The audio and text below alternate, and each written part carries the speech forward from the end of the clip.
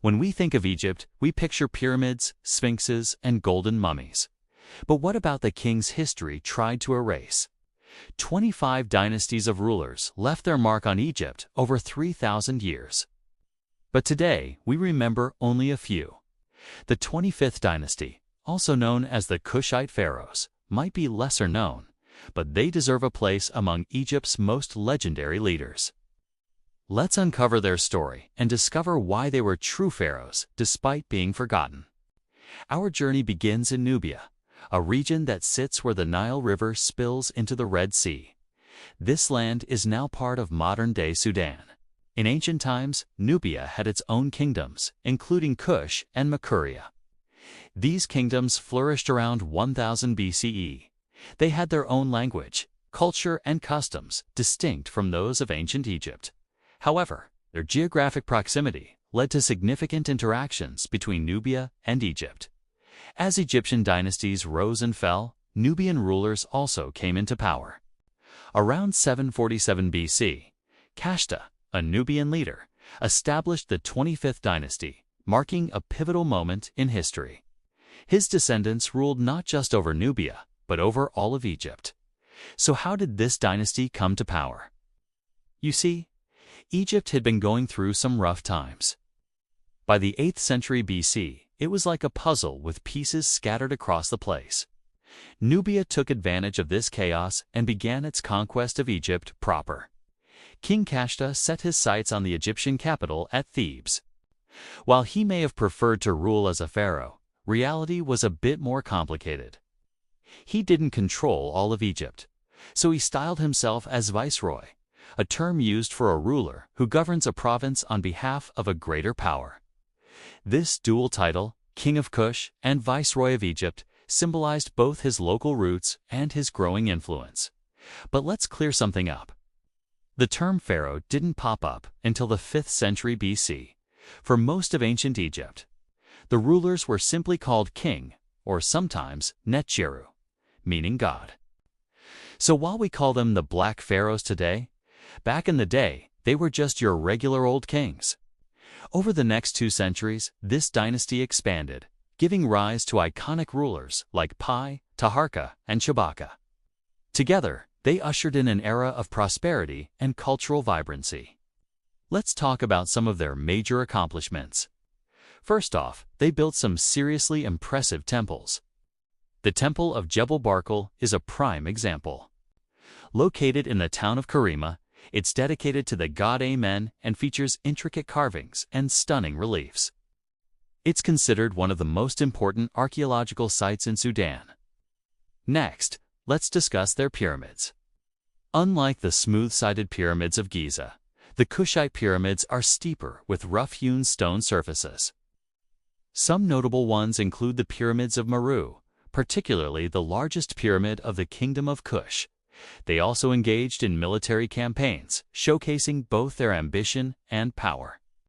King Taharka, for instance, led armies deep into Syria, confronting the Assyrians. Though ultimately defeated, this campaign remains a testament to his ambition. And let's not forget about trade. The Kush Empire facilitated trade along the Nile and extended networks into the Mediterranean, connecting Egypt with the rest of the ancient world. This contributed to the exchange of ideas, goods, and cultural practices.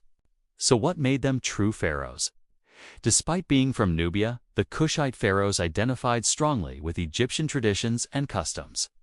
They worshipped the Egyptian gods, built pyramids and temples in the traditional style, and used hieroglyphic script. They weren't just rulers who happened to be black. They were African rulers who embraced Egyptian culture and took it to new heights.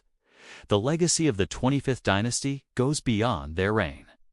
They left an enduring impact on African history. After the fall of the 25th dynasty, Nubian kingdoms continued to flourish.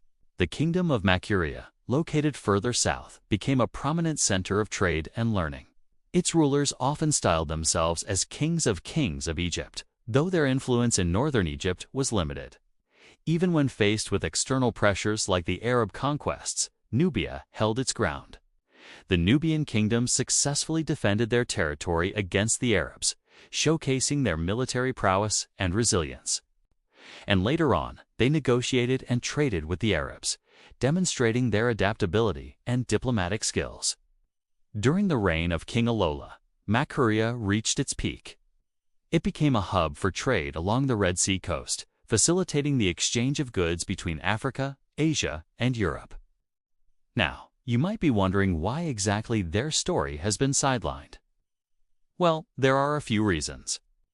First off, many historical records about the 25th dynasty were kept in Egypt proper, but much of that stuff was lost or destroyed over the centuries. Plus, the Kushite royal archives were mostly in Nubia, and we haven't really explored those as much. Secondly, European scholars who dominated the field of Egyptology in the past often overlooked or downplayed the role of Black African pharaohs. Instead, they focused on Greek and Roman influences on ancient Egypt. It was almost as if they wanted to erase these pharaohs from history. Finally, the rise of the Kingdom of Aksum in Ethiopia also drew attention away from Nubian history. Aksum became a powerful trading kingdom and converted to Christianity early on, which made it more appealing to European scholars. However, things are changing. In recent decades, historians and archaeologists have been working hard to uncover the lost history of the 25th dynasty. They're shedding light on these remarkable rulers and their contributions to African and world history. One amazing thing about the Kushite pharaohs is that we can actually trace their genealogy. Thanks to the royal genealogy of the 25th dynasty inscribed on the walls of the Temple of Amun at Karnak. It tells us that the dynasty believed it was descended from both Egyptian and Nubian royalty. This makes their claim to the throne pretty legit. The genealogy starts with the Egyptian pharaohs, tracing back to Amen, the supreme god of the Egyptian pantheon. From there, it connects to the Nubian kingdom of Kush and then jumps back to Egypt. Again, before returning to Kush, this kind of mixing of lineages reflects the close relationship between Nubia and Egypt and shows how the Kushite pharaohs saw themselves as part of a broader Egyptian tradition. The genealogy ends with King Alara, giving it a nice, neat ending. Imagine you're wandering through the halls of Karnak Temple, the air thick with the scent of incense and the sound of chanting echoing around you. Suddenly you spot a wall covered in hieroglyphs, each stroke telling a piece of a forgotten story. That's the kind of discovery that keeps archaeologists buzzing with excitement. Here's a fun fact to blow your mind. Most of what we know about the 25th dynasty comes from archaeological evidence. That means that the information we have is only the tip of the iceberg. There's so much more waiting to be uncovered. One day, we might find lost tombs filled with treasures. Secret chambers hidden beneath pyramids or clay tablets containing priceless historical records. Who knows what secrets the sands of time will reveal? It's like being on the edge of a thrilling mystery novel, except this story is real and it's happening right now. Every new discovery adds another chapter to the saga of the 25th dynasty. These rulers weren't just Black African pharaohs. They were pioneers, strategists, builders, and warriors who shaped not just Egypt, but the entire ancient world. And although history tried to bury them, their story is too epic to stay hidden forever. Thanks for joining me on this adventure through time. If you've enjoyed this episode, don't forget to subscribe for more lost legends. In under 10 minutes, I bring you the hidden histories of people, places, and things that time almost forgot. And we've got more fascinating stories coming up. So hit that subscribe button and join our growing community of history buffs. Until next time, stay curious.